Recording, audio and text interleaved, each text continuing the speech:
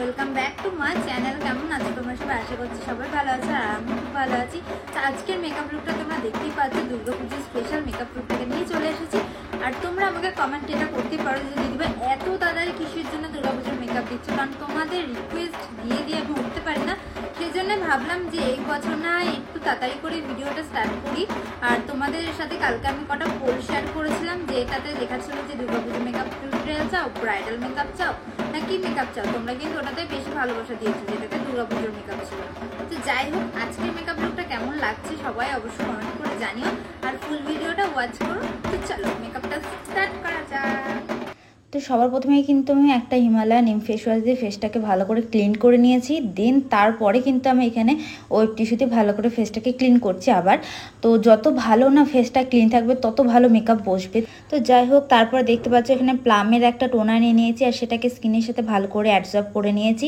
তারপরে কিন্তু এখানে নিয়ে নিয়েছি মামাআর্থ অয়েল ফ্রি ময়শ্চারাইজার। এখনও গরম আছে আর দুর্গাপুজো যখন আসবে মানে 2 মাস পর, তখনও কিন্তু ঠিক এই রকমই গরম, বাট একটু কম থাকবে গরমটা। তো তার জন্য কিন্তু আমি এখানে মামাআর্থের অয়েল ফ্রি ময়শ্চারাইজারটা নিয়েছি। তোমরা এটা ইউজ করতে পারো। তোমাদের মুখের ঘামটা যতটা বেরোয় তার থেকে একটু হলেও সোয়েট করবে। তো যাই হোক, তারপরে দেখতে পাচ্ছ এখানে কালার বারের একটা প্রাইমার নিয়ে নিয়েছি।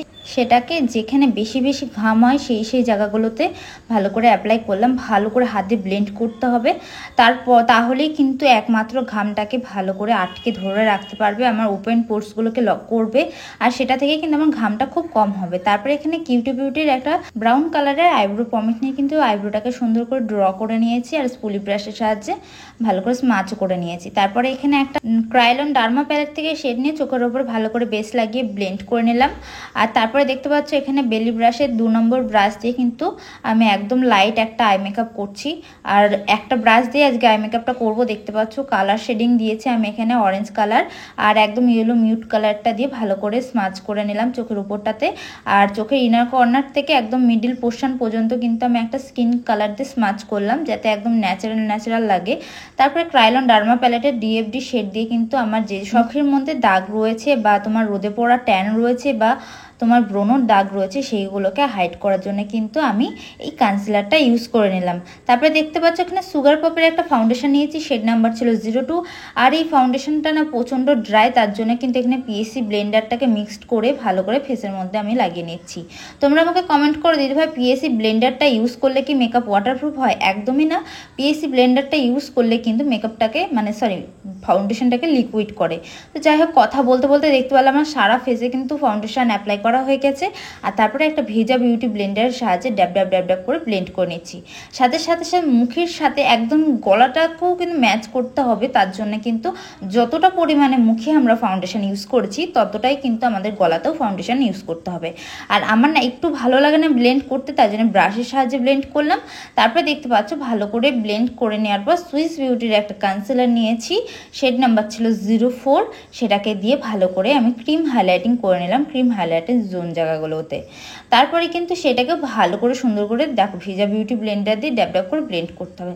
ব্লেন্ড যত ভালো করবে মেকআপ তত ভালো বসবে আর তত সুন্দর গ্লো করবে। তারপরে এখানে সুইস বিউটির একটা ব্যানানা পাউডার নিয়েছি, নিয়ে কিন্তু আমি এখানে বেক করে নিচ্ছি মেকআপটাকে। বেক করা মানে কি বলতো, এক কথায় আমি বলে দিচ্ছি। এখানে দেখতে পাচ্ছ আমি চোখের নিচটাতে একদম আপার লিপের সাইড দিয়ে আর যেসব জায়গাগুলোতে আমরা কন্ট্রোলিং করি তার নিচ দিয়ে কিন্তু পাউডারটাকে দিলাম। আর যেসব জায়গাগুলো ফাঁকা রয়ে গেল, যেমন ব্লাশার, হাইলাইটার, কন্ট্রোলিং, ফোরহেডস, তো সেই সব জায়গাগুলোতে কিন্তু আমরা পাউডার দেবো না। কেন দেবো না? এটাই কিন্তু একদম অ্যাডভান্স মেকআপ স্টাইল, ঠিক আছে? তো আমরা পাউডারটা দিচ্ছি না, যেহেতু আমরা পাউডার কন্ট্রোলিং, পাউডার ব্লাশার আর পাউডার কিন্তু হাইলাইটার করব সেই জন্যে। তো যাই হোক, এখানে প্রিটি অল সেটের প্যালেট থেকে কিন্তু দেখতে পারলে কন্ট্রোলিংটা করেছি। যাদের মতন এরকম গোলুমোলু মুখ আছে আমার মতন, তাদের কিন্তু কন্ট্রোলিংটা মাস্ট করতেই হবে। তারপরে ব্লাশারটা একদম লাইটভাবে করবো, আমি একটু বেশি দিয়েছি কারণ পরে বসে যায়, তার জন্য আমি এখানে আই ম্যাজিকের একটা ব্লাশার প্যালেট ইউজ করলাম। আর এখানে দেখতে পাচ্ছ মার্সের একটা হাইলাইটার ইউজ করলাম। ভালো করে হাইলাইটারটাকে দিয়ে নিচ্ছি। দেখো কত সুন্দর করে ব্লেন্ড করছি। ব্লেন্ড কিন্তু ভালো করে করতে হবে। আর এখানে হাইলাইটার নিয়ে কিন্তু আমি মুখের সাথে সাথে ভালো করে একটা ফ্যান ব্রাশের সাহায্যে গলাতেও লাগিয়ে নিয়েছি। আর পাউডারটা যেটা ছিল সেটাকে আমি একটা পাউডার ব্রাশের সাহায্যে ডাস্ট আউট করে নিয়েছি। তারপরে ইয়েলো আর অরেঞ্জ কালার মিক্সড করে চোখের নিচটাতেও ভালো করে স্মাচ করে নিচ্ছি। আর তোমরা একটা জিনিস ফলো করলে বুঝতে পারবে আমার ব্লাশ আর হাইলাইটারগুলো কতটা সুন্দরভাবে বোঝা যাচ্ছে, না হলে কিন্তু বোঝা যায় না। এটাই হচ্ছে আর অ্যাডভান্স মেকআপের একটা টেকনিক। তো যাই হোক, তারপরে মার্সের ওই হাইলাইটার প্যালেট থেকে কিন্তু আইব্রোজটা নিচে আর চোখের ইনার কর্নারতে একদম হাইলাইট করে নিলাম হোয়াইট হাইলাইটার দিয়ে। তারপরে এখানে একটা ল্যাকমের আইলাইনার দিয়ে আইলাইনার পরে নিয়েছিলাম আর সুইস বিউটির একটা মাস্কারা দিয়ে ভালো করে মাস্কারাটা পরে নিলাম। তারপরে মেকআপটাকে সেট করার জন্য আমরা এখানে ইউজ করছি ইনসাইটের একটা ফিক্সারটাকে ভালো করে অ্যাপ্লাই করার পরে কিন্তু আমি এখানে লিপস্টিক পরে নিয়েছি একটা সুইস বিউটির, আর ল্যাশটা পরেছিলাম মিঙ্ক ল্যাশ।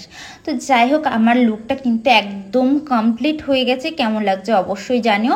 আর এটা ওয়াটারপ্রুফ সোয়েটপ্রুফ হয়েছে কিনা তোমাদের সাথে লাইভ আমি দেখিয়ে দিচ্ছি জল মুখের মধ্যে ঢেলে। এটা তোমরা ভাবতে পারো কি জল না জল, তাই জন্য কিন্তু আমি খেয়েও দেখিয়ে দিয়েছি তোমাদের। আর এখানে টিস্যুর মধ্যে দেখতে পাচ্ছ ভালো করে কিন্তু আমি ব্লেন্ড করে তোমাদের দেখাচ্ছি। আর এখানে যে হালকা টিস্যুর মধ্যে ফাউন্ডেশন লেগেছিল সেটা আমার হাতের ফাউন্ডেশন। তো ভিডিওটা ভালো লেগে থাকলে লাইক, কমেন্ট, শেয়ার আর সাবস্ক্রাইব করতে ভুলো না। তো আজকের মতন এটুই, সবাইকে টাটা।